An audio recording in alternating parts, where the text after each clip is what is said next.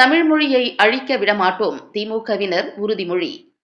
கோவை மாநகர் மாவட்டம் தெற்கு சட்டமன்ற தொகுதி பெரிய கடைவீதி பகுதி 2 80வது வட்டக்கழகம் சார்பில் செட்டி வீதி கொங்குமகால் மண்டபத்தில் பாக முகவர்கள் பூத் கமிட்டி உறுப்பினர்கள் ஆலோசனைக் கூட்டம் நடைபெற்றது.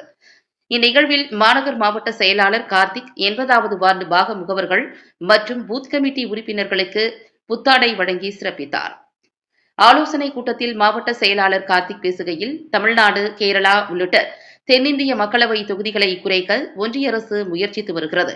நாம் அதனை முறியடிக்க வேண்டும் என்று பேசினார். முன்னதாக மாநகர் மாவட்ட வர்த்தகர் அணி அமைப்பாளர் மாரிச்செல்வன் அனைவரையும் வரவேற்று பேசினார். மேலும் நமது கோவை மாநகர் மாவட்டம் முதன்மையான மாவட்டமாக திகழ்ந்து வருகிறது.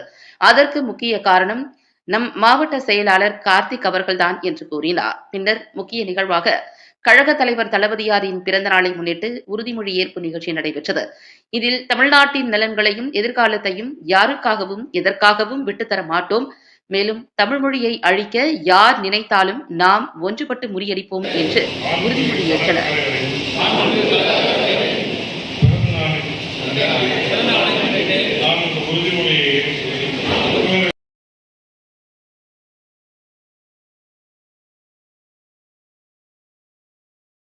இந்த ஆலோசனைக் கூட்டம் மாநில தீர்மானக் குழு இணை செயலாளர் நாச்சிமுத்து, மாநகர் மாவட்ட வர்த்தகர் அணி அமைப்பாளரும் கோவை மாநகராட்சி பொது சுகாதார குழு தலைவருமான மாரிச்செல்வன், பகுதி செயலாளர் VI பதுருதீன், வட்டக்கழக செயலாளர் தங்கவேல் ஆகியோர் முன்னிலையில் நடைபெற்றது.